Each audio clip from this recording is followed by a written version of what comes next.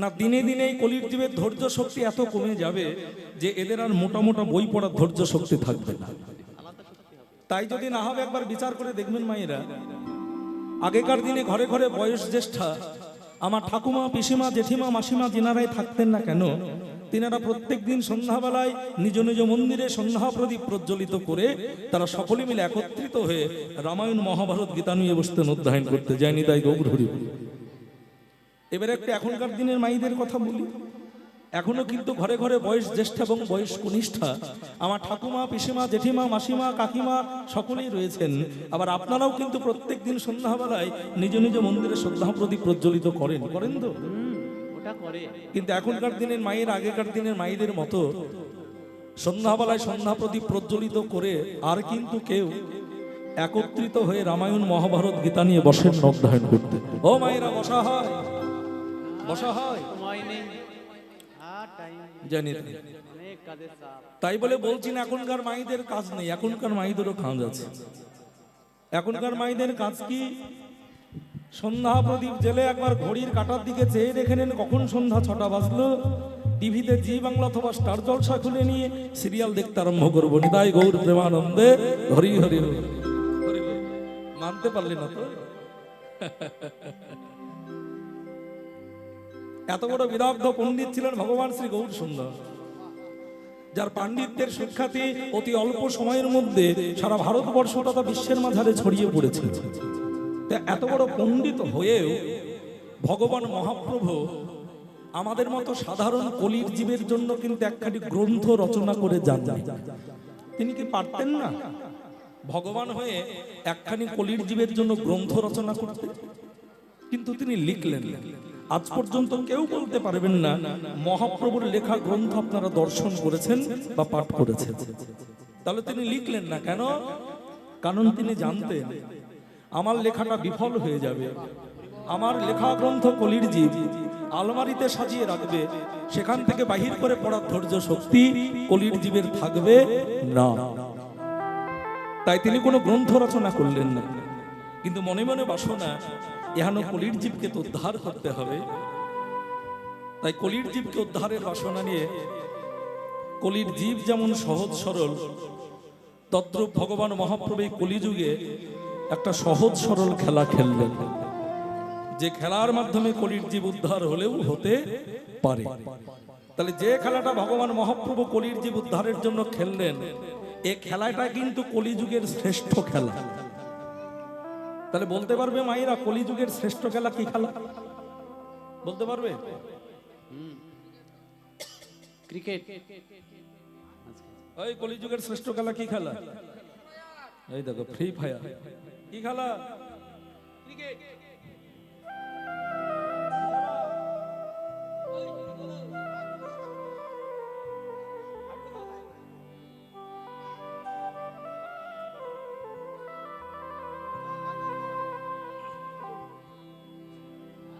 তাহলে কলিযুগের শ্রেষ্ঠ খেলা কি খেলা? ফ্রি ফায়ারও নয়, ক্রিকেটও নয়, ফুটবলও নয়, হাডুডুও নয়, পাবজিও নয়। তাহলে কলিযুগের শ্রেষ্ঠ খেলা কি খেলা জানতে গেলাম না, লীলা প্রারম্ভে একটি শ্লোক শুনলাম। ওই শ্লোকের সিদ্ধান্তটা একটু শুনলে বোঝা যাবে কলিযুগের শ্রেষ্ঠ খেলা আদৌ কি খেলা। কথা বোঝা যাচ্ছে তোমার? কথা বোঝা যাচ্ছে তোমার?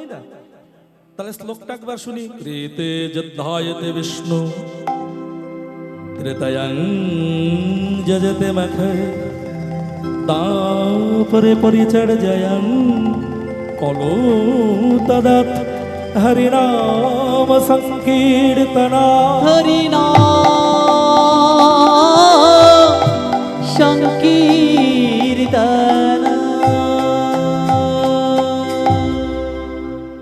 জানি তাই বলে কৃতে যদ্ধায়তে বিষ্ণু। সত্য যুগের খেলা ছিল ধ্যান। প্রত্যেকটা যুগেরই একটা করে শ্রেষ্ঠ খেলা ছিল, যে খেলাটা হলো সেই যুগের ধর্ম। ওই ধর্মের মাধ্যমে, ওই খেলার মাধ্যমে তখনকার জীব ভগবানের চরণ পেয়েছে। তদ্রূপ সত্য যুগের ধর্ম ছিল বিষ্ণুর ধ্যান। কৃতে যদ্ধায়তে বিষ্ণু। সত্য যুগের খেলা ছিল বিষ্ণুর ধ্যান। সত্য যুগের মানুষ ভগবান বিষ্ণুর আরাধনা করে ধ্যান করে ভগবানের চরণ পেয়েছিল। কিন্তু শাস্ত্রে মহাজন বললেন কলির জীব ধ্যান করে ভগবানের চরণ লাভ করতে পারবে না। ওটা সত্যযুগের মানুষ পেয়েছে। কেন? সত্যযুগের মানুষ ধ্যান করে ভগবানের চরণ পেল, কলির জীব ধ্যান করে ভগবানের চরণ পাবে না কেন? একটু বুঝিয়ে বলি। ধ্যান করতে গেলে যতটা ধৈর্য শক্তি থাকার প্রয়োজন কলির জীবের আছে কি ততটা ধৈর্য শক্তি? ধ্যান করতে গেলে যতটা ধৈর্য শক্তি থাকা, পরপর 5 দিন অনাহারে থেকে ধ্যান করলে ভগবান পাবে? পারবে? বলছি একদিনে পারবো না তো 5 দিন অনেক দূরের কথা। তাহলে কলিযুগে ধ্যান হবে না, কারণ কলির জীবের চিত্ত চঞ্চল, মনটা দুর্বল। খুব দুর্বল। কেমন চিত্ত চঞ্চল, মন দুর্বল? একটা ছেলে জিন্সের প্যান্ট আর স্কিন টাইট গেঞ্জি পরে বাইক চেপে চলে যাচ্ছে রাস্তা দিয়ে, হঠাৎ করে কীর্তনের মঞ্চের দিকে তাকিয়ে দেখলাম মোটা সোটা কীর্তনিয়া কীর্তন গাইছে, একটু দাঁড়িয়ে শুনেই যায়। জানি তাই এই দাঁড়িয়ে শুনতে তার কীর্তনটা ভালো লেগে গেল। কমিটির দাদা ভাইদের কাছে খোঁজ নিয়ে আমার নাম ঠিকানা নিয়ে আমি যখন আসর থেকে নেমেছি আমার ঘরে গিয়ে বলছে অনিমেষ দা আপনার কীর্তনটা মাইরে হেব্বি লেগেছে, আমায় একটু শিখিয়ে দেবেন? ওই জিন্সের প্যান্ট স্কিন টাইট গেঞ্জি পরে ছেলেটা গিয়ে কীর্তন 1 ঘন্টা শুনে ভালো লাগলো, আর শিখতে চাইলো, বললি আমাকে শিখিয়ে দিতে হবে কি? তাহলে প্রথমেই আচরণটাকে পরিবর্তন করতে হবে। কেমন? ওই ছেলেটিকে কীর্তন শিখতে গেলে প্রথমেই যেটা করতে হবে, বলতে হবে ভাই তুমি জিন্সের প্যান্টটা ত্যাগ করে আগে ধুতি পরার অভ্যাস তৈরি করো। তাই গো, যেদিন ধুতি পরার অভ্যাস তৈরি করতে পারবে সেদিন তুমি আমার কাছে এসো, আমি দেখবো আদৌ তোমাকে কীর্তন শেখানো যায় কি না। তাহলে কলির জীবের চিত্ত চঞ্চল, মন দুর্বল, ধ্যান হবে না। সত্য গেল ত্রেতায়াং যজাতে মাখাই। ত্রেতা যুগের ধর্ম ছিল যাগযজ্ঞ, অর্থাৎ ত্রেতা যুগের মানুষ যাগযজ্ঞ করে ভগবানের চরণ পেয়েছিল। কিন্তু মহাজন বললেন কলির জীব ধ্যান করে ভগবানের চরণ লাভ করতে পারবে না। কেন? ত্রেতা যুগের মানুষ যাগযজ্ঞ করে ভগবানের চরণ পেল, কলির জীব যাগযজ্ঞ করে ভগবানের চরণ পাবে না কেন? তাহলে কলির জীব যাগযজ্ঞ করে ভগবানের চরণ পাবে না কেন? আমি একটু ভালো করে বুঝিয়ে বলি। যজ্ঞ করতে গেলে ত্রেতা যুগে যেসব বড় বড় যজ্ঞ হতো, সে যজ্ঞ করতে গেলে একজন যজ্ঞের হোতা চাই। হোতা মানে পুরোহিত মশাই, ব্রাহ্মণ, যিনি যজ্ঞটা করবেন। অপরাধ নেবেন না বাবা, আজকালকার দিনে তেমন ব্রাহ্মণ আছেন নাকি যিনি যজ্ঞ করবেন? আছেন? পদ্মপুরাণের পাতা উল্টালেই দেখা যাবে ত্রেতা যুগে যত রাক্ষস কুল ছিল কলিতে মরে হয়েছে ব্রাহ্মণ, শুধু জাতটা পাল্টেছে, অভ্যাসটা পাল্টাই। ওই যে কথায় আছে না, চোর যদি যায় সাধুর পিছে, স্বভাবটা যায় পিছের পিছে। চোর সাধুর পিছে গেলেই কিন্তু সাধু হয়ে যায় না, চুরি বৃত্তির স্বভাবটা কিন্তু তার রয়ে যায়। ত্রেতা যুগের রাক্ষস কুল মরে কলিতে ব্রাহ্মণ হয়েছে ঠিকই, শুধু জাতটা পাল্টেছে, স্বভাবটা পাল্টায়নি। আর সেই কারণে কলিযুগের ব্রাহ্মণরা এখনো বৃহস্পতিবারে মাংসের ঝোল ভাত খায়নি। তাই গৌর অপরাধ নেবেন না। জয় রাধে। যদিও বা খোঁজে খোঁজে আজিমগঞ্জ থেকে একজন পুরোহিত পেলাম, যে বেটা যজ্ঞ করবে তার মধ্যে ভেজাল। এখন যজ্ঞ করতে গেলে কমপক্ষে 1 কুইন্টাল ঘি লাগবে। মুদির দোকানে গিয়ে বলছে, ও দাদা বলুন, বাড়িতে তো একটা যজ্ঞ হবে, 1 কুইন্টাল ঘি লাগবে, ঘিটা দিন তো। 80,000 টাকা দাম দাদা। কত? 80,000 লাগবে। ওরে বাপরে, ওইটা নয় গো, 100 টাকা কিলো যে মালটা আছে সেটা সাপ্লাই করে। পচা হোক পচা। তাহলে পুরোহিত ঠিক নেই, মালেও ভেজাল, যোগ্য হবে? ওই কারণে মহাপ্রভু বললেন যাগযজ্ঞ, যাগযজ্ঞ, যাগযজ্ঞ। বাঁচতে গেলে কলিকালে শুরু করো হরি নাম যজ্ঞ। নিতাই গৌর হরি হরি বল, হরি বল। এই যজ্ঞই সংকীর্তন প্রায়ই যজন্তি সমিধাস। এই সংকীর্তন রূপী যজ্ঞই হচ্ছে কলিযুগের একমাত্র শ্রেষ্ঠ আরাধনা, যে আরাধনার মাধ্যমে কলির জীব ভগবানের চরণ পেলেও পেতে পারে। তাহলে সত্য গেল, ত্রেতা গেল, দাপরে পরিচর্যায়। দাপর যুগের ধর্ম ছিল পূজা অর্চনা। এখানে একটা কথা বলে রাই, ভালো করে শুনে নাও। আমরা বর্তমান দিনে যেসব মূর্তি পূজা করছি না, পূজা অর্চনা, এই পূজা অর্চনাটা কিন্তু আদৌ কলিযুগের ধর্ম নয় মায়েরা। এই পূজা অর্চনা ছিল দাপর যুগের ধর্ম। আমরা পরের ধর্ম নিয়ে বেঁচে আছি আর নিজেরটাকে ভুলে বসে আছি। হ্যাঁ, এই পূজা অর্চনা ছিল দাপর যুগের মানুষ। দাপর যুগের মানুষ দেব দেবতার পূজা অর্চনা করে ভগবানের চরণ পেত, কিন্তু কলির জীব দেব দেবতার পূজা করে অন্তত ভগবানের চরণ লাভ করতে পারবে না। কেন জানেন? যে কলির জীব পূজা অর্চনা করে দেব দেবতার পূজা করে অন্তত ভগবানের চরণ লাভ করতে পারবে না কেন? প্রথমত যেটা বলা, যে উপায়ে পূজাটা করা উচিত আমরা ততটা উপাচারে পূজা করতে পারি না। যেমন পূজার ব্যাখ্যাটা একবার ভালো করে শুনে নাও। পয়ে দীর্ঘ বর্গীয় জয়ে আকার পূজা। পয়ে পবিত্র, দীর্ঘতে উপাচার, বর্গীয় জয়ে জপ করা, আর আকারে হলো আচার। পবিত্র উপাচারে জপ করে আচার করার বিধি হলো পূজা। এতটা পবিত্রভাবে আমরা পূজা করতে পারি কি? আবার দেখুন মায়েরা, ভালো করে শুনুন, এতটা পবিত্রভাবে পূজা করতে গেলে পৃথিবীর মধ্যে 4টে অপবিত্র জিনিস লাগবেই লাগবে। নিতাই গৌর হল। অপবিত্র? আপনি পবিত্র পূজাই বলুন আর গোবিন্দ সেবাই বলুন, সব থেকে পৃথিবীর মধ্যে 4টে নিকৃষ্ট মানের অপবিত্র জিনিস লাগবেই লাগবে। কি কি? উচ্ছিষ্ট, উদ্গার, মরার কাপড়, মরার হাড়। তাই নিয়ে হলো গোবিন্দ সেবার মূল উপাচার। নিতাই গৌর প্রেমানন্দে হরি হরি। পারবে মায়েরা? পারবে? উচ্ছিষ্ট, গোবিন্দ সেবাই উচ্ছিষ্ট খাবার দিয়ে পূজা দিতে পারবে? দেব দেবতার পূজা দিতে পারবে? উদ্গার, বমি, গোবিন্দ সেবাই দেওয়া যাবে? মরার হাড় দেওয়া যাবে? মরার কাপড়? না না না না। কিন্তু আমি যদি বলি 4টে জিনিসই লাগবে, গোবিন্দ সেবাতেও বলো আর পূজাতেই বলো, লাগে লাগে। ভাববেন আমি বলে দেব উত্তরটা, বলেই দিই। উচ্ছিষ্ট, পূজা করতে গেলে পঞ্চগব্য করতে হয়। পঞ্চগব্য করতে গেলে দুগ্ধ চাই। দুগ্ধটা কার উচ্ছিষ্ট? দুগ্ধ কার উচ্ছিষ্ট মায়েরা বলো? বাছুরির উচ্ছিষ্ট দুগ্ধ।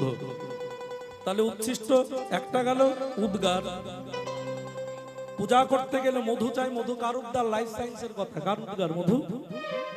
হ্যাঁ, ভবিষ্যতের জন্য বমি করে রাখে, ওটাকে নিয়ে এসে আমরা দেবতার সেবায় লাগাই। জয় নিতাই গৌর হরি বল। তাহলে উচ্ছিষ্ট গেল, উদ্গার গেল, মিলছে তো? মরার কাপড়, পুরোহিত মশাই যে বস্ত্র পরে পূজা করেন, রেশম পোকা মরে সুতো তৈরি হয়ে বস্ত্র তৈরি হয়েছে, রেশমের বসন, সুতরাং মরার কাপড়। আর মরার হাড়, এই যে একটা শঙ্খের মধ্যে জল ঢেলে গোবিন্দের মাথায় ঢালা হয়, ওটাকে কি শঙ্খ বলে? কি শঙ্খ বলে? জল শঙ্খটা কার হাড়? শঙ্খচূড় দৈত্যের হাড় দিয়ে ওই শঙ্খের সৃষ্টি। এই হলো উচ্ছিষ্ট, উদ্গার, মরার কাপড়, মরার হাড়। তাই নিয়ে হলো গোবিন্দ সেবার মূল উপাচার। মিলেছে? নিতাই গৌর সীতানাথ প্রেমানন্দে হরি হরি বল, হরি হরি। তাহলে সত্য গেল, ত্রেতা গেল, দাপর গেল। কলিযুগের ধর্ম কি? কলৌ দাদাতে হরি নাম সংকীর্তন। কলিযুগের ধর্ম পাবজিও নাই, ফ্রি ফায়ারও নাই, ক্রিকেটও নাই, ফুটবলও নয়। কলিযুগের একমাত্র মূল ধর্ম হচ্ছে কলৌ দাদাতে নাম সংকীর্তন। কলিযুগের ধর্ম হচ্ছে হরিনাম সংকীর্তন। এই হরিনাম সংকীর্তনের মাধ্যমে কলির জীব ভগবানের চরণ পেলেও পেতে পারে। তাহলে চলুন একটু সকলে মিলে যে হরিনামের দ্বারাতেই আমরা ভগবানের চরণ পেতে পারি, একটু সকলে বদন ভরে সেই হরিনাম গাই। গাইবেন তো আমার সঙ্গে? বেশ। হরে কৃষ্ণ হরে কৃষ্ণ কৃষ্ণ কৃষ্ণ হরে হরে, হরে রাম রাম রাম হরে হরে। হরে কৃষ্ণ কৃষ্ণ কৃষ্ণ হরে হরে, হরে রাম রাম রাম হরে হরে। আপনারা জোরে, আরো জোরে। একসঙ্গে সবাই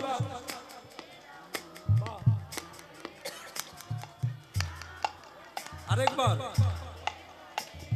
হরে কৃষ্ণ সকলে হরে জোরে।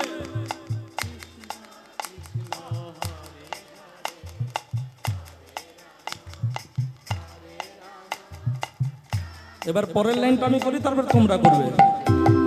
হরে কৃষ্ণ কৃষ্ণ কৃষ্ণ হরে হরে, হরে রাম রাম রাম হরে হরে। সবাই হরে কৃষ্ণ বলে হরিতা বাহ রাধে প্রাণ খুলে গান। আরেকবার হরে কৃষ্ণ রাধে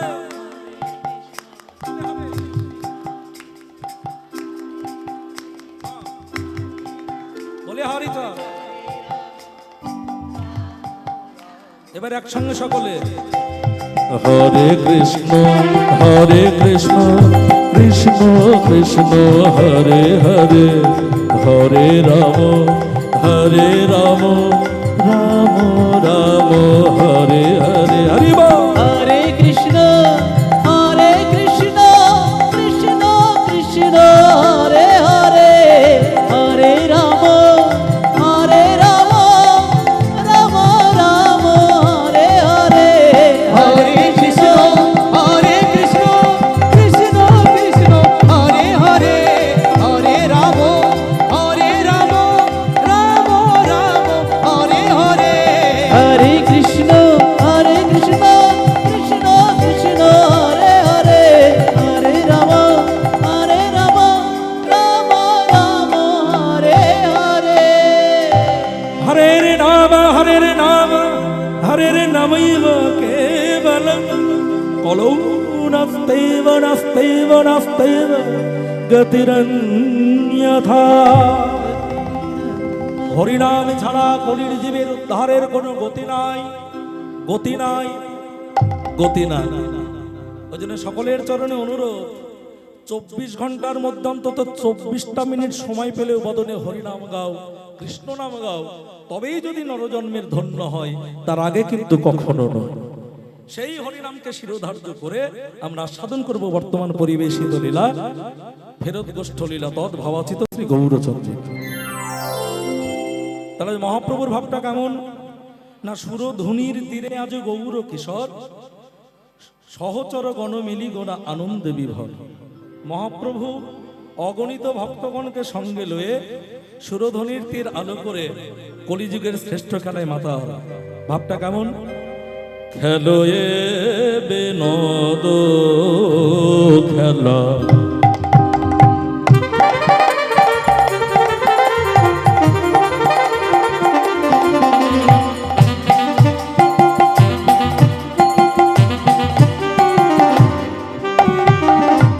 গামা পা গামা গরে সনে সা,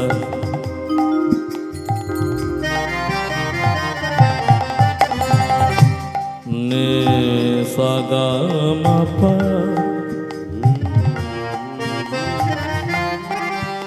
গামা পা নি নি নি,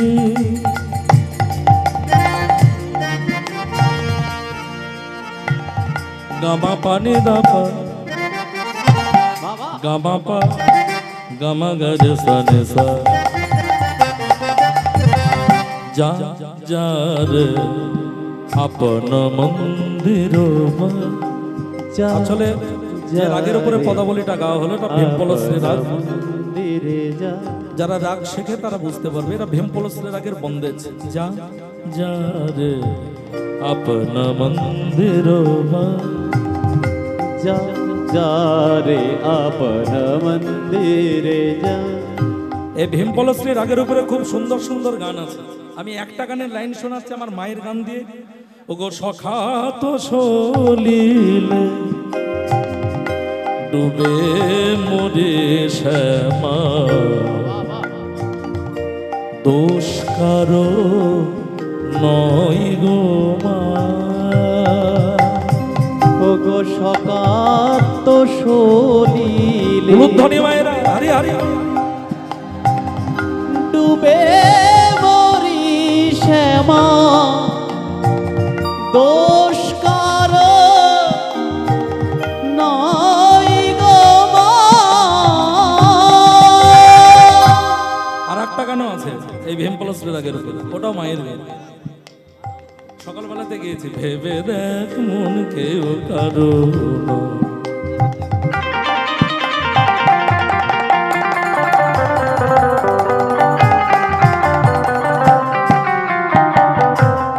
মিছে ভ্রম ভ্রমণ ডলে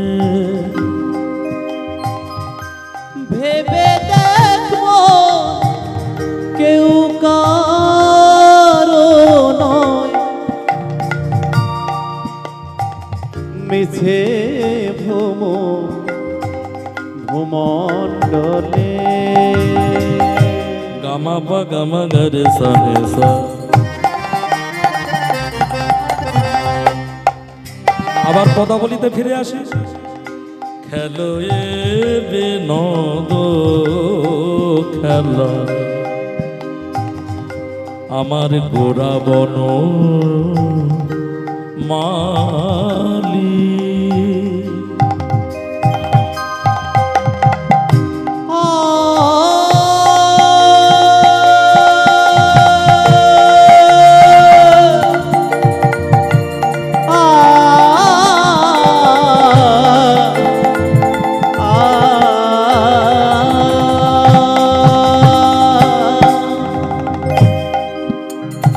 আজি খেলো নদ খেলা গোরা বন মালি বলে ন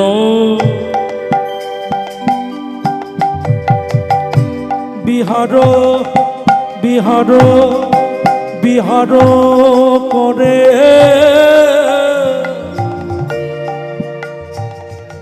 ভগত মণ্ডলী।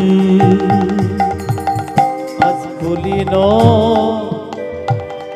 বিহার করে ভগত মণ্ডলী। দেখো দেখো ভগত মণ্ডলী খেলিছে গোরারা খেলিছে গোরারা খেলিছে গোরারা খেলিছে গোরারা খেলিছে গোরারা খেলিছে গোরারা মধুর হরি নামের খেলা খেলিছে গোরারা। মধু তাই গৌর হরি হরি হরে নামের খেলা রাধে আজ খেলিছে গোরারা ওই মধুর হরি মধুর হরি নামের খেলা। এ খেলায় একবার হরি বলায় আর বাহু তোলা। মধুর হরি নামের খেলা হরি বলায় আর বাহু তোলা মধুর হরি নামের খেলা হরি বলায় আর বাহু আজ তোলা মধুর হরি নামের খেলা হরি বলায় আর বাহু তোলা মধুর হরি নামের খেলা হরি বলায় আর বাহু ওগো তোলা মধুর হরি নামের খেলা হরি বলায় আর বাহু তোলা খেলিছে গোরারা পুলিন বিহার করে ভগত মণ্ডলী। দেখো দেখো ভগত মণ্ডলী জানিদায় ভক্তমণ্ডলী বাবা ভক্তিমতী মায়েরা, খেলো এ বিনোদ খেলা গোরা বনমালী কুলিল বিহার কর ভকত মন্দির। মহাপ্রভু আমার অগণিত ভক্তগণকে সঙ্গে লয়ে সুরধ্বনির তীর আলো করে কলিযুগের শ্রেষ্ঠ খেলায় মেতেছেন, হরিনামের খেলা। তাহলে এই খেলা মাধুর্য কি, ফলাফল কি, বৈশিষ্ট্য কি? প্রাকৃত জগতে যত খেলা আছে প্রত্যেক খেলার তো বৈশিষ্ট্য আছে। যেমন এই যে বিশ্বকাপ ক্রিকেট চলছে, T20, তাহলে প্রাকৃত জগতের খেলার বৈশিষ্ট্য হচ্ছে প্রত্যেক খেলাতে দুটো করে পক্ষ লাগবে, এটা হলো খেলার বৈশিষ্ট্য। কিন্তু মহাপ্রভু পরিবেশিত যে হরিনামের খেলা, এই হরিনামের খেলার বৈশিষ্ট্য কি জানেন বাবা? এই হরিনামের খেলার বৈশিষ্ট্য হচ্ছে এই খেলায় কোনো পক্ষাপক্ষ লাগে না।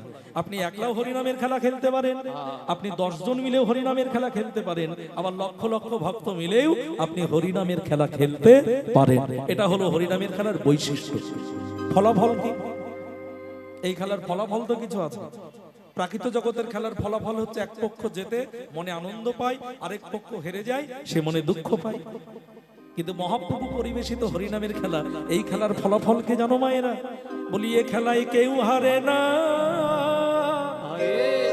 সবাই জেতে। খেলা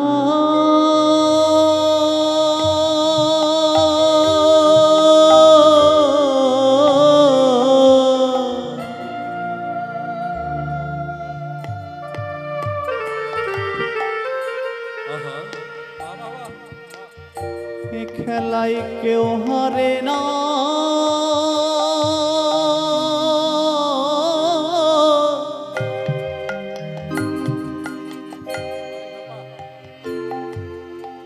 সবাই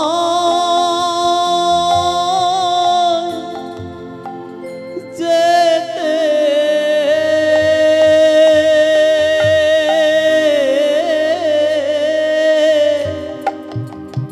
এ খেলা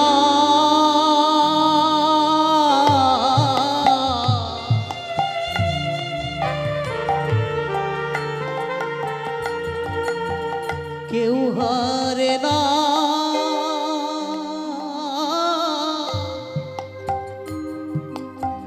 সবাই যেতে।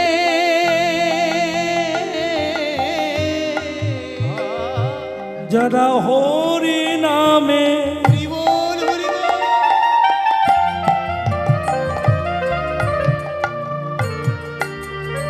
খেলাতে মাতে, এ খেলায় কেউ হারে না, সবাই যেতে। যারা হরি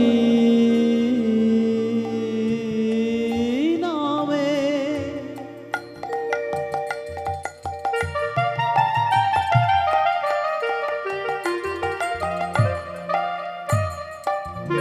খেলা মাতে,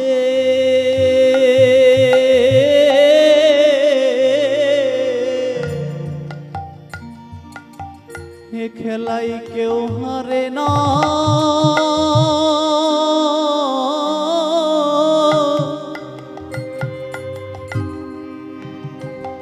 ও গো সবাই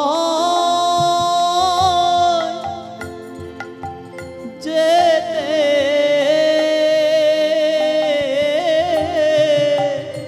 জানি তো এটা হলো হরিনামের খেলার ফলাফল। এই খেলায় কেউ হারে না, সবাই যেতে। কিন্তু এই খেলার আনন্দ কি? আনন্দ তো কিছু আছে, এটা তো হলো ফলাফল। এ খেলায় কেউ হারে না, সবাই যেতে। কিন্তু হরিনামের খেলার আনন্দটা কি জানতে? পিতা তার পুত্রের সঙ্গে হরিনামের খেলায় মেতেছে, আর এই পিতা পুত্র হরিনামের খেলা খেলতে খেলতে তাদের আনন্দটা যখন চরমে ওঠে, তখন কি দশা ঘটে জানে? কত পিতা ধরে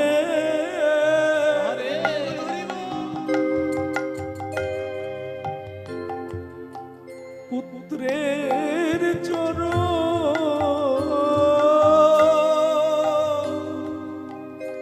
এ খেলা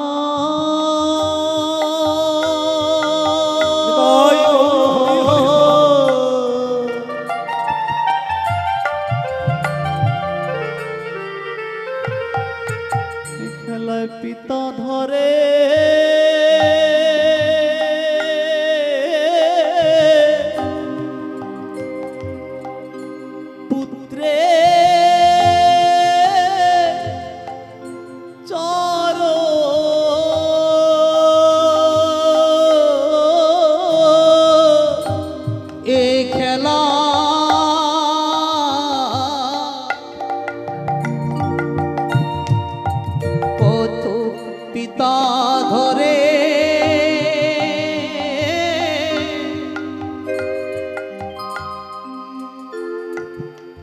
পুত্রের চরণ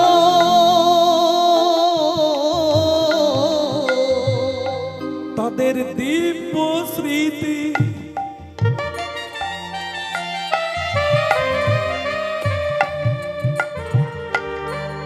হয়ে বেসর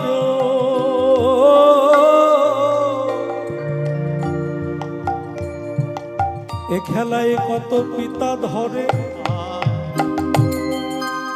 পুত্রের চর তাদের দিব্য স্মৃতি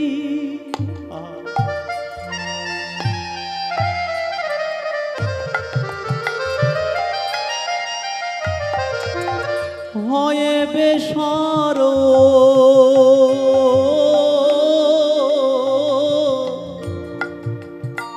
এ খেলায় পিতা ধরে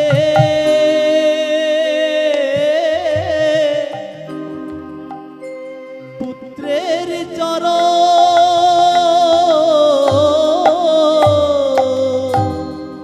এটা হলো হরিনামের খেলার আনন্দ। কে পিতা কে পুত্র কোনো জ্ঞানাগান থাকে না, পিতাই পুত্রের চরণ ধরে। এই হরিনামের খেলা, এই খেলার মাধুর্য কি জানে?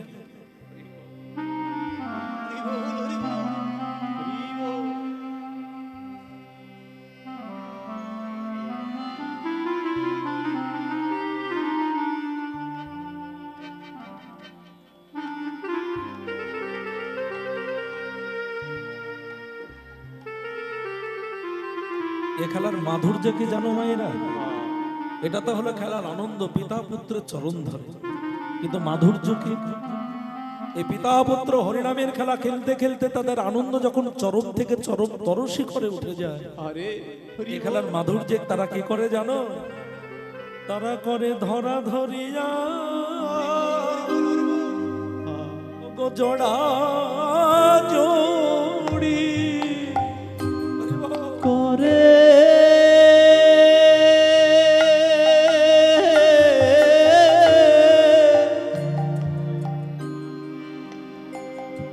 করে ধরা ধরিয়া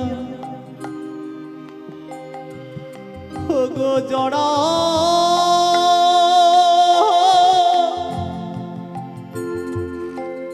জড়ি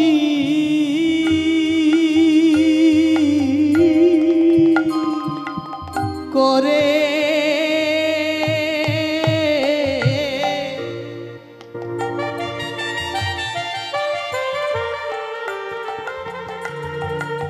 ধরা ধরিয়া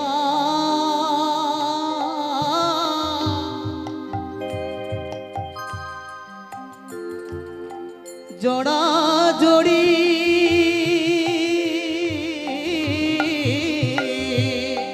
তারা ধুলাতে দেয় হরি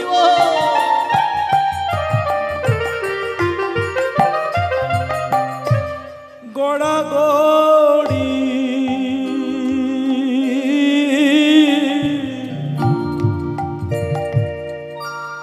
আর মুখে বলে হরি হরি। ধুলাতে দে আহা, গড়া গড়ি মুখে বলে হরি হরি তারা ধুলাতে দে গড়া গড়ি মুখে বলে হরি হরি ধুলাতে দে গড়া গড়ি মুখে বলে হরি হরি ধুলাতে দে গড়া গড়ি মুখে বলে হরি হরি ধুলায়া দিয়ে গড়া গড়ি মুখে বলে হরি হরি তারা ধুলাতে দেয় গড়া গড়ি মুখে বলে হরি হরি ধুলাতে দেয় গড়া গড়ি মুখে বলে হরি হরি ধুলাতে দেয় গড়া গড়ি মুখে বলে হরি হরি ধুলাতে দেয় গড়া গড়ি মুখে বলে হরি হরি ধুলাতে দেয় গড়া গড়ি হরি বল হরি হরি এই খেলায় পিতা ধরে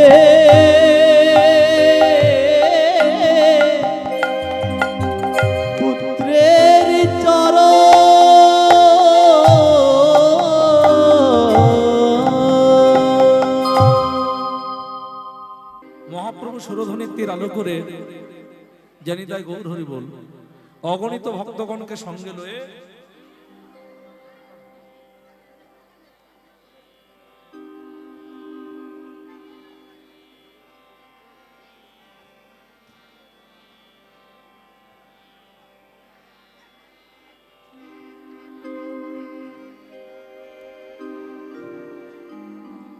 মহাপ্রভু সুরধ্বনির তীর আলো করে অগণিত ভক্তগণকে সঙ্গে নিয়ে হরিনামের খেলা খেলতে খেলতে হঠাৎ করে যেই না পশ্চিম গগনে নয়ন দিলেন, দেখলেন সূর্যের রং সিঁদুরের মতো লাল টুকটুকে। মায়েরা, সূর্যের রং সিঁদুরের মতো লাল কখন হয়? সূর্যের রং সিঁদুরের মতো লাল কখন হয়? যখন দিনের শেষে সূর্য পাটে যেতে বসে। আর প্রভাতকালে যে রং, সেই রংটার নাম হলো অরুণ রং, অরুণ। কিন্তু সিঁদুরের মতো লাল সূর্য হয় যখন সূর্য পাটে যেতে বসে অস্ত যায়। মহাপ্রভু হরিনামের খেলা খেলতে খেলতে যেই না পশ্চিম গগনে নয়ন মেললেন, দেখলেন গগনে আর বেলা নেই, ঘরে ফেরার পালা। সঙ্গে সঙ্গে হরিনামের খেলা সমাধা করে মহাপ্রভু আমার ঘরে ছুটলেন। ভাবটি কেমন জানি তাই জ্ঞান হচ্ছে মনে হচ্ছে জানি তাই দেবায় অবসান হরি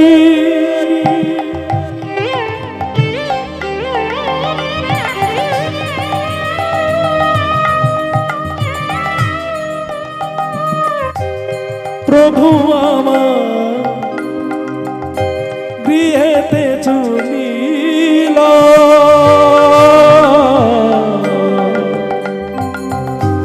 দিবায়ব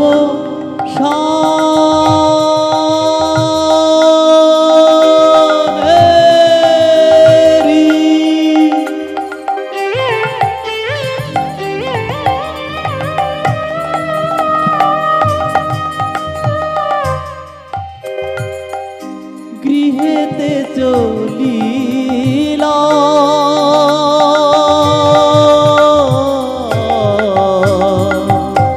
জননীর চরণে আসি প্রণাম করিলাম। জননীর চরণে আসি প্রণাম করিলাম। মা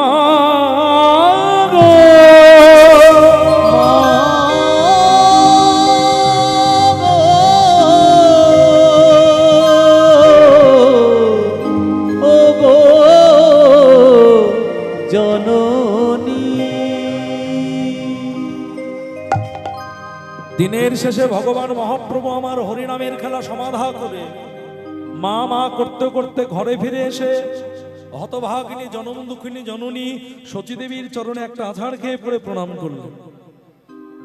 আর জগৎকে শিক্ষার নিমিত্তে বললেন, ভগবান মহাপ্রভু এই জগতের জীব তোমরা দেখে যাও,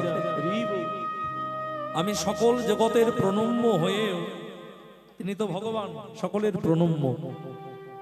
তাই ভগবান শিক্ষাটা দিচ্ছেন, হে মানব তোমরা দেখে যাও, আমি সকল জগতের প্রণম্য হয়েও আমি যেমন আমার জননীর চরণে প্রণাম করলাম, তোমরাও যেন তোমাদের জন্মদাতা পিতা, জন্মদায়িনী মাতা, এই পিতৃমাতৃ চরণে প্রণাম জানাতে ভুল করো না। অথচ দেখুন বাবা, আমরা অধম সন্তানরা সেই ভুলটাই প্রথমে করে বসি। ভগবান আগে নিজে আচরণ করলেন মায়ের চরণে প্রণাম করে, তারপর জগৎকে শিক্ষা দিলেন। কারণ আমার আচরণে যদি ঠিক না থাকে, আর আমি যদি সেই শিক্ষা দিই, কেউ শিক্ষা গ্রহণ করবে না। তাহলে শিক্ষা দিতে গেলে আগে নিজেকে শিক্ষিত হতে হবে। তাই গৌর হরি, তাই ভগবান আগে নিজে আচরণ করলেন। আপনি আচরি জীবে শিখাইলা ভক্তি, কারণ আপনি না কইলে ধর্ম শিখানো না যায়, এই সিদ্ধান্ত গীতা ভাগবতে গায়। তাই ভগবান আগে নিজে মায়ের চরণে আছাড় খেয়ে পড়ে প্রণাম করলেন, আর জগৎকে শিক্ষার নিমিত্তে বললেন, তোমরাও যেন পিতৃমাতৃ চরণে প্রণাম জানাতে ভুল করো না। অথচ দেখুন মায়েরা, সেই ভুলটাই আমরা প্রথমে করে বসি। এই হরিবাসরে যতজন আছেন আপনারা, কেউ বুকে হাত দিয়ে বলতে পারবেন আমাদের ঘরের ছেলে মেয়েরা যখন স্কুলে বা কলেজে যায় বা কোনো কাজের জন্য ঘরের বাইরে যায়, বাবা মায়ের পায়ে হাত দিয়ে প্রণাম করে যায়? কতজন ছেলে মেয়ে আছে যায়? ও মায়েরা যায়? যায়? ছেলে মেয়েকে দোষারোপ করলে হবে না। এই কারণে এই দোষটা হলো আমাদের পিতামাতার দোষ, কারণ আমরা ভক্তিটা শেখাতে পারিনি, তাই সন্তানরা ভক্তি শিখতে পারে। কথাতেই আছে মায়ের শিক্ষা আগে হলে শিশু শেখে মায়ের কোলে।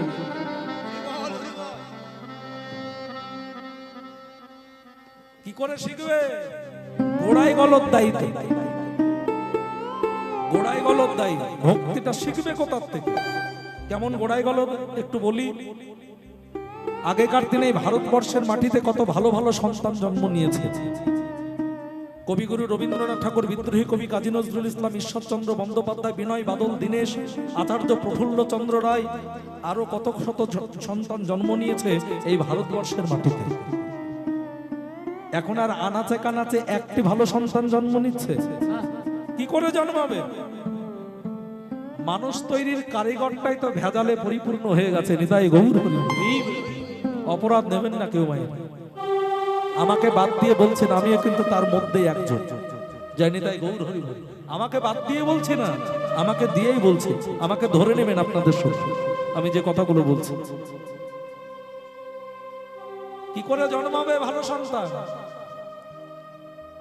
আমি আমার ঠাকুমার কাছ থেকে শুনেছি, ঠাকুমার মুখে সেই কথাগুলি। পরবর্তীতে আমি কোনো বেদ বিধান কত কিছুতে পাইনি, তবে ঠাকুমার কথাগুলো খুব যুক্তিযুক্ত বলে আমার মনে হতো। কি কথা?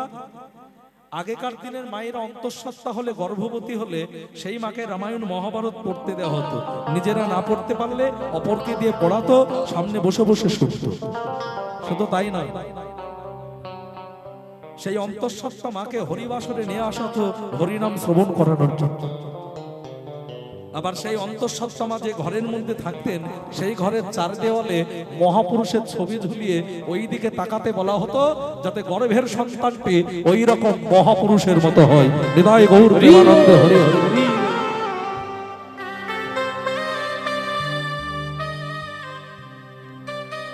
আগেকার মায়ের এগুলো করতো, আমি ঠাকুমার মুখ থেকে শুনেছি, আমার মাকেই করিয়েছে। এখনকার মায়ের এগুলো করে? যেই 2-3 মাস প্রেগন্যান্সি পিরিয়ড, বহরমপুর একজন ভালো গাইনোকোলজির কাছে নিয়ে যাওয়া হলো, বা জিয়াগঞ্জ বা লালবাগ,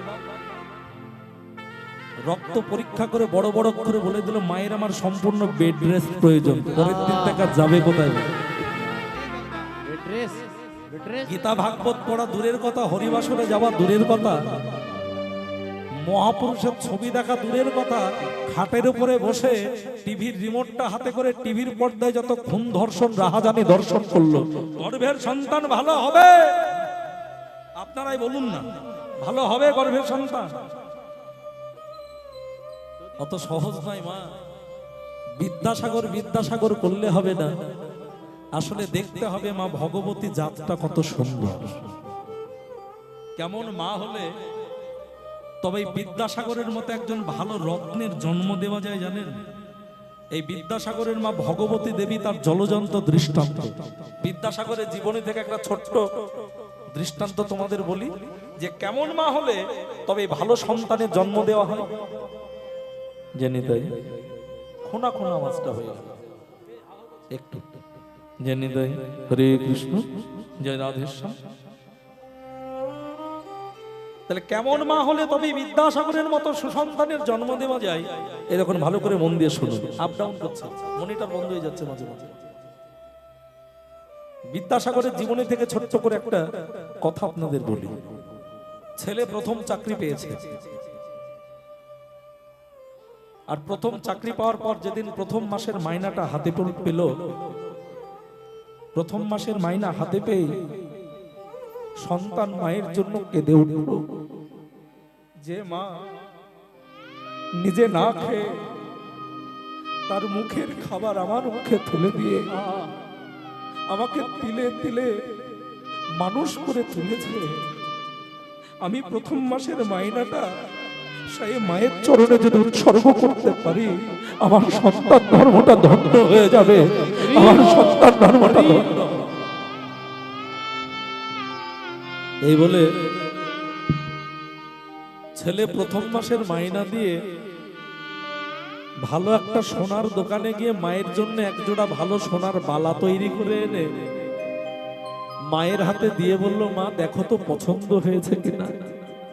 আমি প্রথম মাসের মাইনা পেয়ে তোমার জন্য সোনার বালা দুটি এনেছি, দেখো তো মা তোমার পছন্দ হয়েছে কিনা। সন্তানের কাছ থেকে সোনার বালা দুটি হাতে নিয়ে মা দুই নয়নের জলে বদন ভাসি অজর ছড়ে কাঁদছে। মায়ের চোখে জল দেখে ছেলে প্রশ্ন করলো, মা তোমার পছন্দ হয়নি বুঝি?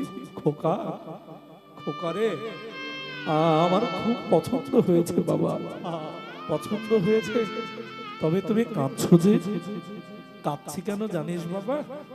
এই যে পৌষ মাঘ মাসের প্রখর শীত, সারা পাড়াটা ঘুরে একবার দেখে আয়, কত দিন দরিদ্র গরিব দুঃখী অভাব অনটনী মানুষ শীত বস্ত্র নাই অভাবে আগুন জেলে রাত্রি কাটাচ্ছে। খোকা, আমার জন্য সোনার বালা দুটো না এনে সেই সব গরিব দুঃখীদের জন্য দুটো কম্বল এনে দিতিস, আমি এর থেকে অনেক বেশি খুশি হতাম। খোকা, আমি এর থেকে অনেক বেশি খুশি হতাম, আমি এর থেকে অনেক বেশি খুশি হতাম। মায়ের চোখে জল দেখে খোকা সোনার বালা দুটি নিয়ে দোকানে ফিরিয়ে দিয়ে সেই অর্থ দিয়ে বেশ কিছু কম্বল এনে মায়ের হাতে তুলে দিল। সে কি আনন্দ! মা ছেলেকে সঙ্গে নিয়ে সারা পাড়া পাড়া ঘুরে ঘুরে সেই সব দিন দরিদ্র গরিব দুঃখে অভাব অনটনী মানুষ যাদের শীত বস্ত্র নাই অভাবে আগুন জেলে রাত্রি কাটায়, তাদের মধ্যে বিলিয়ে দিচ্ছেন শীতের কম্বল। ওই জন্য মা বিদ্যাসাগর বিদ্যাসাগর করলে হবে না, আসলে দেখতে হবে মা ভগবতী জাতটা কত সত্য। শেখাতে হবে সন্তানকে ভক্তি। আমরা ছেলেদের মানুষ করছি, কিন্তু কিবা ভক্তি কিবা অভক্তি কেমন ভাবে মানুষ করছি জানেন? সেটাও বলছি। এই যে গোড়ায় গলদ, গোড়ায় গলদ কেমন? এক মায়ের বাড়িতে গুরুদেব এসেছেন। গুরুদেবের চরণে মা আফসোস করে বলছে, গুরুদেব, আমার খোকন যখন ছোট্ট ছিল আমায় খুব জ্বালাতন করতো, খাবো খাবো করে। খোকনের বাবা অফিস যাবে, খোকনকে খাওয়াতে গিয়ে তার বাবার সময় মতো খাবার তৈরি করে দিতে পারতাম না। তাই একদিন খোকনের বাবাকে বললাম, ওগো, আজ অফিস থেকে ফেরার পথে একটা ভালো মায়াপোষের বোতল কিনে এনো তো। মায়াপোষের বোতল চেনো মায়েরা? চেনো মায়াপোষের বোতল? একটা প্লাস্টিকের বোতল, মাথায় একটা রাবারের নিপিল থাকে, ওর মধ্যে দুধ ভরে ছেলের মুখে ধরিয়ে দিলে ছেলে ভাবে আমি মায়েরই বক্ষে স্তনপান করছি। মায়ের কথা মতো বাবা অফিস থেকে ফেরার পথে একটা ভালো দোকান থেকে মায়াপোষের বোতল কিনে এনে মায়ের হাতে দিল। পরের দিন সকালবেলায় ছেলে ঘুমিয়ে আছে, মা খাবার তৈরি করছে, বাবা অফিস যাবে। ছেলে জেগে উঠে যেই না চিৎকার করে কেঁদে উঠেছে, ছেলে কাদা মানে মা জানে খাবে। আগের থেকে দোলনা কেনাই ছিল, ওই মায়াপোষের বোতলে দুধ ভরে ছেলের বদনে ধরিয়ে দিয়ে দোলনায় দুলিয়ে দিল। মায়াপোষের বোতল চুষতে চুষতে ছেলে আবার ঘুমিয়ে পড়ল। মায়ের আর অসুবিধা হলো না, বাবাকে সময় মতোই খাবার তৈরি করে দিল। কিন্তু গুরুদেব, আমার খোকন এখন অনেক বড় হয়েছে, তবু বোতল কেন ছাড়লো না? মাপটা তো বুঝে গেল কেমন করে ধরতে হয়। খোকন যখন ছোট্ট ছিল তখন বোতলে ছিল দুধ। খোকন এখন অনেক বড় হয়েছে, বোতলে দুধের জায়গায় এসেছে মদ, কিন্তু বোতল ছাড়ে নাই। নিতাই গৌর হরি হরি। এই জন্য মা খুব সাবধান। বর্তমান দিনে অনেক মা নিজের অঙ্গ সৌন্দর্য নষ্ট হয়ে যাবে দেখে নিজের বক্ষের দুগ্ধই পান করতে দেয় না ছেলে। আমি গ্যারেন্টি দিয়ে বলতে পারি এই কাজ যে মায়েরা করে মাত্র 35 বছর বয়সটা পার হলেই ব্রেস্ট ক্যান্সার আক্রান্ত হবে, হবেই হবে। 100% গ্যারেন্টি, কোনো ওয়ারেন্টি নেই। না মা, সন্তানকে বক্ষের দুগ্ধ পান করিয়ে কোলে রেখে মানুষ করো, সেই সন্তানই সুসন্তান হবে। আর সেই সন্তানই যেখানেই যাক পিতামাতার চরণে হাত দিয়ে প্রণাম করেই যাবে। ভক্তিটা শেখাও। মহাপ্রভু সেই শিক্ষাটাই দিলেন। মায়ের চরণে প্রণাম করে বললেন, হে মানব, আমি যেমন ভগবান হয়েও আমার জননীর চরণে প্রণাম করলাম, তোমরা যেন পিতৃমাতৃ চরণে প্রণাম জানাতে ভুল করো না। যেই না মহাপ্রভু মায়ের চরণে প্রণাম জানিয়েছে, সতীদেবী কি দেখলো? একই নিমাই ধুলয় ধূসর অঙ্গ,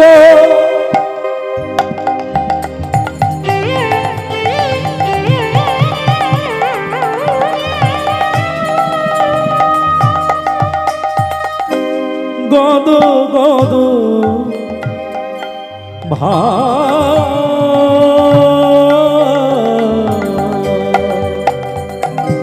দোলায় ধূসর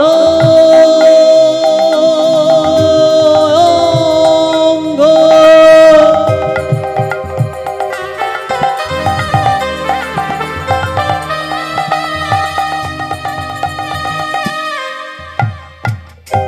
গদ গদ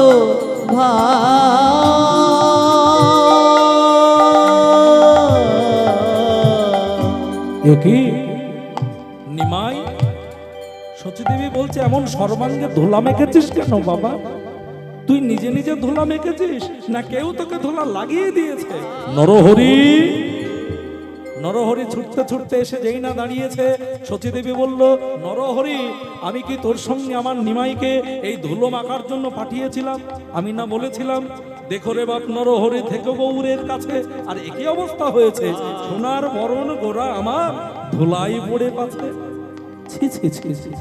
নরহরি বলছে, মা, তুমি মিছামিছি আমাদের দোষারোপ করছো, আমরা কেউ তোমার নিমাইকে ধুলা মাখিয়ে দিইনি। আসলে কি হয়েছে জানো?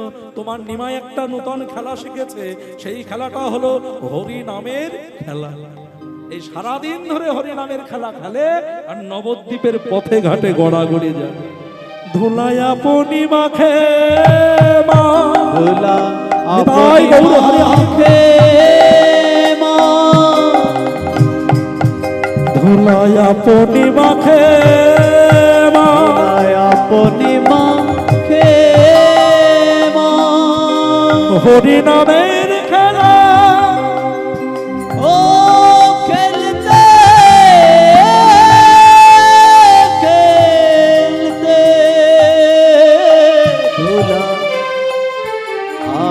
আপনি মাখে মা। আমরা যদি তোমার নিমাইকে বাধা দিই, আমাদেরকেও জোর করে ধোলা মাখিয়ে দেয়। সতীদেবী নিমাইকে বললেন, ছি ছি ছি বাবা, নিমাই, এমনি করে কি কেউ কি ধোলা মাখে বাবা? আয়, আমি তোর অঙ্গ থেকে একটু ধোলা ঝেড়ে দিই। এই বলে মা সতীদেবী নিজের আঁচল দিয়ে যেই না নিমাইয়ের অঙ্গে ধোলা ঝেড়ে দিতে যাবে, নিমাই দুপা পিছু সরে গিয়ে বলল, না মা, আমার অঙ্গের এই ধোলা তুমি ঝেড়ে ফেলে দিও না মা। তুমি তো জানো না, এই ধুলা মাখবো বলেই তো আমি সেই গোলক ছেড়ে এই গোলকের মাটিতে এসেছি। এই ধুলা তো যেমন তেমন ধুলা নয়। এই যে ভক্ত পদ ধুলি আর ভক্ত পদ জল, ভক্তা ভক্ত শেষ এই তিন মহাবল, বৈষ্ণবের পদধূলি স্নান ও কেলি, বৈষ্ণবের নামে তো উল্লাস, বৃন্দাবনের চবু তোরা তাহে মোর প্রাণ ঘেরা, কহে কিছু নরোত্তম দাস। এই যে অগণিত ভক্তের চরণ ধুলি, মাগো, এই ধুলা অঙ্গে মেখে আমার হেয়ার জ্বালা দূর করব বলেই তো আমি সেই গোলক ছেড়ে ভোলকের মাটিতে এসেছি। জানো মা, এই ধুলা শুধু তোমার নিমাই একা মাখেনি, এই ধুলায় মেখেছিল কে জানো? এই যে ধুলা নয় যেন গোপীপদ রেণু, এই ধুলা মেখেছিল নন্দের বেটা কানু। নিতাই গৌর হরি হরি বল, হরি বল। আমি শুধু একা মাখিনি মা, এই ধুলা ভগবান কৃষ্ণ বৃন্দাবনে মেখেছিল, আমিও মাখলাম ভক্তের চরণ ধুলি। না মা, তুমি ঝেড়ে ফেলে দিও। মা কি দেখলেন? ধুলায় ধূষণায় অঙ্গ গদ গদ ভাই। গদ গদ রাধা মোহন পদ করত হিয়া। করত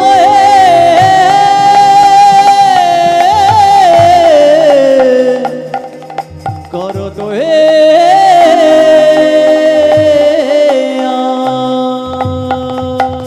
আজ করত হে আসবে হে রাধামোহ করত হে আশরে রাধামোহ করো তোহি আশরে রাধামোহ করত হে আশরে